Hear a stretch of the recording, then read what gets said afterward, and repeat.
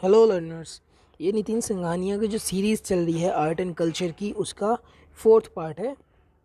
हमने already 3 part upload कर दिए हैं। अगर आपने वो नहीं देखे तो अभी आप उनको देखें, देन उसके बाद 4th पार्ट देखें। हमारी वीडियो को लाइक सब्सक्राइब करें ताकि इस सीरीज़ को कंटिन्यू इसको आप देख सकें।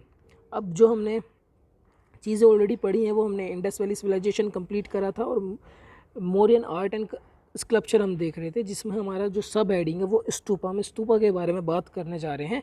स्तूपा क्या होते हैं कि जब वैदिक पीरियड से ही ये स्तूपा का जो चलन है वो चलता आ रहा था।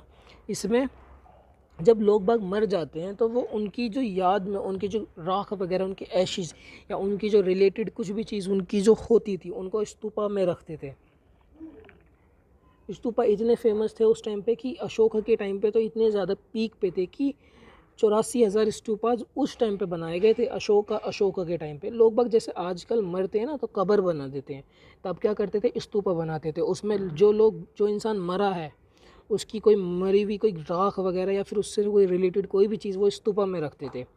तो स्तूपा बुद्धिज़्म और जैनिज़्म में काफ़ी फेमस हुआ करते थे उस टाइम पे।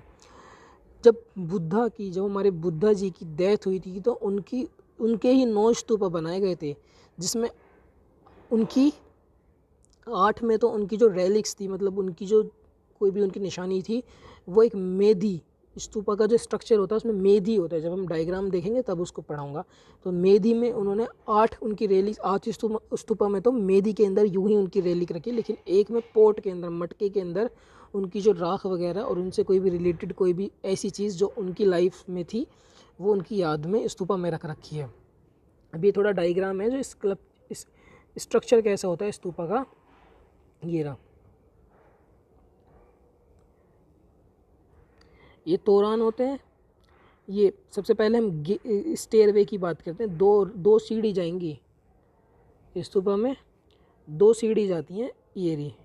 इसके बाद ये तोरान होते हैं। ये जो यहाँ पे खड़े हैं ना, ये जो पिलर टाइप हैं छोटे छोटे, ये बहुत सजाते हैं इनको हम तोरान बोलते हैं। ये फेंस है, स्टोन फेंस बना रखी है, ये डबल गेट वे हैं। इसके बाद ये छतराज है सबसे ऊपर, उसके नीचे ये यस्ती है, ये जो एक बीच में डंडी सी खड़ी है, ये हर्मिका है ये वाली, ये डोम है।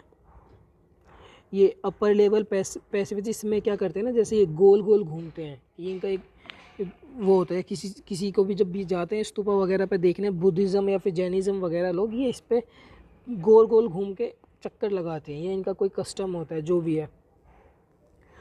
अब द कोर ऑफ स्तूपा जो है, स्तूपा का जो कोर है, जो बीच का हिस्सा है, ये बनता है अनबर्न्ड ब्रिक से। लेकिन जो बाहर की जो स्ट्रक्चर है ये काफ़ी मजबूत होता है। इसको बनाते हैं ये अच्छी पक्की वाली ईंट से, जिसको ये थिक लेयर से कवर भी करते थे उस टाइम के जो लोग थे। इस तरीके से वो स्तूपा बनाते थे। जो तोरान और मेदी जो इसमें जगह है वो बहुत अच्छी तरीके से डेकोरेट करते थे ये लकड़ी से। जो जाते हैं यहाँ पे जो स्तूपा देखने, जो इनको डिवोटीज़ होते हैं वो जाते हैं, वो क्या करते हैं, प्रदर्शना पथ जो मैंने आपको बताया था अभी पीछे, कि एक गोल डोम के साइड में गोल रास्ता होता है, उसमें गोल गोल घूमते हैं। तो इसके चारों तरफ ये क्या करते हैं, गोल गोल घूमते हैं। ये इनका एक पार्ट होता है वर्शिप करने का। अब स्तूपा का नाम आए और सांची स्तूपा का नाम आए, ऐसा तो हो ही नहीं सकता। सांची स्तूपा मध्य प्रदेश का सबसे ज़्यादा फेमस स्तूपा है। एक दूसरा है पिपरावा स्तूपा। ये एक और स्तूपा है जो पिपरावा स्तूपा के नाम से है उत्तर प्रदेश में। हालांकि इसका जो स्ट्रक्चर है पिपरावा स्तूपा का अब ये है नहीं, जो है टूटे फूटे फॉर्म में है। अब जो 9 स्तूपा जो बुद्धा के डेथ के बाद उनके याद में बनाए गए थे वो कहाँ पर है। एक राजागृह, वैशाली, कपिलवस्तु, अल्लाकप्पा, रमाग्रामा, वेदापिदा, पावा, कुशीनगर, पिपलावना। इन 9 जगहों का नाम है, ये याद रखने की इतनी ज़रूरत है नहीं। अब पिलर्स, अशोकन पिलर एक मैंने बताया था, ईरान के जो आर्केमेनियन पिलर्स हैं उन दोनों में क्या फ़र्क था। अशोकन, ये बात सच है कि आर्केमेनियन पिलर्स से जो हमारे मौर्यन डायनेस्टी के जो रूलर्स थे उन्होंने काफ़ी इंस्पायर हुए थे, काफ़ी चीज़ें उनसे कॉपी करी थी, लेकिन फिर भी उनमें और इनमें एकदम 100% चीज़ें तो कॉपी नहीं कर सकता ना कोई, कहीं ना कहीं तो फ़र्क होता है। तो ये फ़र्क हम अभी डिफरेंस एक बार हम देख लेते हैं। कंपोजिशन में क्या डिफरेंस है। The shaft of the Ashokan pillars was monolithic. जो अशोकन पिलर की जो शाफ्ट थी वो मोनोलिथिक है। मोनोलिथिक मतलब लिथिक मतलब होता है पत्थर। मोनो मतलब एक, वो एक ही बड़े से पत्थर को कार्व कर करके खुरच खुरच के उन्होंने पूरी शाफ्ट तैयार करी थी सिंगल पीस ऑफ स्टोन से। लेकिन जो आर्किमेनियन पिलर्स की जो शाफ्ट थी वो मोनोलिथिक नहीं थी, वो छोटे छोटे अलग अलग छोटे छोटे 3-4 छोटे छोटे पत्थर लेते थे, उनको एक दूसरे के ऊपर रख के शाफ्ट बनाते थे। अशोकन लोकेशन, अशोकन पिलर की जो Ashokan pillars was independently erected by royal diction. The आर्किमेनियन pillars were generally attached to state buildings. Ashokan pillar की एक खासियत थी, वो क्या करते थे, पिलर्स को एकदम यूं ही बना देते थे। मतलब एक पिलर है उसके ऊपर कोई स्ट्रक्चर नहीं है। जैसे हमने देखा सारनाथ के पास, वाराणसी के पास जो सारनाथ में पिलर है, जो हमारा एक लॉयन कैपिटल नेशनल एम्बलम भी है, वो देखा ना, उसके ऊपर कोई स्ट्रक्चर थोड़ी है, बस नॉर्मल एक पिलर है यूं ही खड़ा है। ऐसे ही अशोकन पिलर जो थे वो स्ट्रक्चर बहुत कम बनाते थे। जैसे कोई बड़ा सा स्ट्रक्चर है उसके नीचे जो पिलर बनाते थे वो इतने ज़्यादा साज सजावट वाले नहीं होते थे। उनका शौक था कि वो नॉर्मल यूं ही पिलर बनाएं अपनी ज़्यादा अपनी पावर को दिखाने के लिए, जिसके ऊपर वो अपने एक काफ़ी अच्छे अच्छे इंसिडेंट्स लिखा करते थे। आर्किमेनियन पिलर्स जो थे ना वो जनरली वो क्या करते थे, वो किसी ना किसी बिल्डिंग के ऊपर ही अटैच होते थे। इसके बाद आर्ट, अगला जो पार्ट है आर्ट। पॉपुलर आर्ट उस टाइम पे कैसी हुआ करती थी, तो हमने जो राजा मौर्यन किंग्स जो थे उनके द्वारा जितनी भी चीज़ बनाई गई थी वो वाला पार्ट हमने कंप्लीट कर दिया है। अब जो इंडिविजुअल, जो मौर्यन के टाइम पे जो लोग बाग, जो इंडिविजुअल जो क्राफ्ट पर्सन थे और जितने भी इस तरीके के लोग थे जो पोट्री वगैरह बनाते, उन्होंने क्या बनाया था।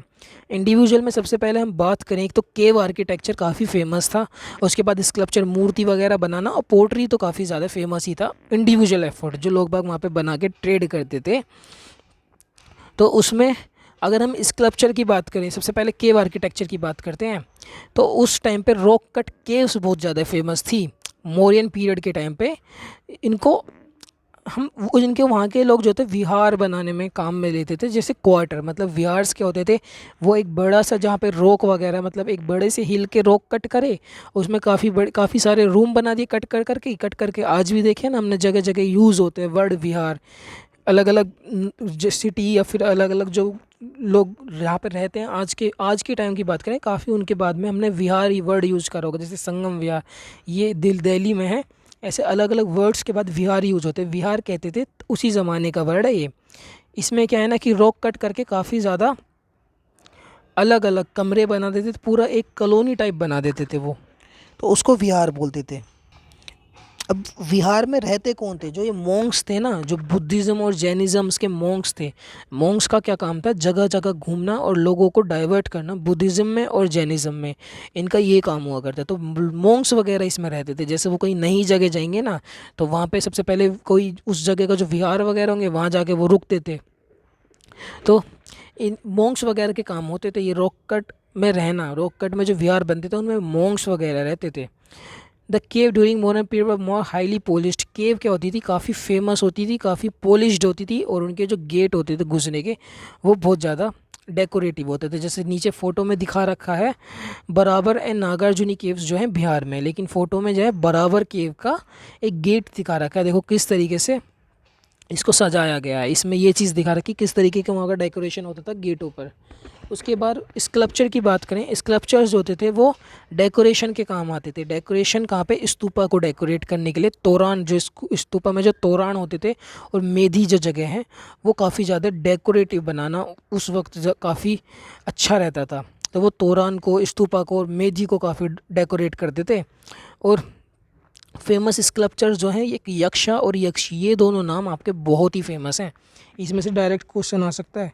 यक्षा और यक्षी के जो स्कल्पचर्स थे वो फेमस थे काफ़ी ज़्यादा। यक्षा और यक्षी कहते हैं ना, इनके एक तरीके से डेटी थे, इनको ये पूजा करते थे, इनकी वर्शिप करते थे इनकी। तो there were objects of worship related to all 3 religions. Mauryan के टाइम पे जो स्कल्पचर्स थे ना उनमें सारे रिलीजन से रिलेटेड स्कल्पचर मिले, जैनिज़्म, हिंदुइज़्म और बुद्धिज़्म। यक्षा का जो सबसे पहला, जो यक्षा के बारे में सबसे पुरानी कभी यक्षा का नाम जो सबसे पहले कहीं यूज़ किया गया है वो एक तमिल टेक्स्ट है, सिल्लापा डीकरम।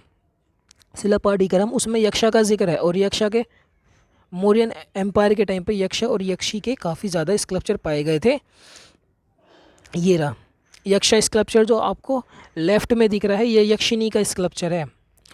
इन्हें तोरान ऑफ सांची स्तूपा, तोरान सांची स्तूपा का जो तोरान है वहाँ पे ये यक्षिनी का स्कल्पचर वहाँ पे पाया गया ये वाला। और जो राइट में दिख रहा है ये है यक्षा स्कल्पचर।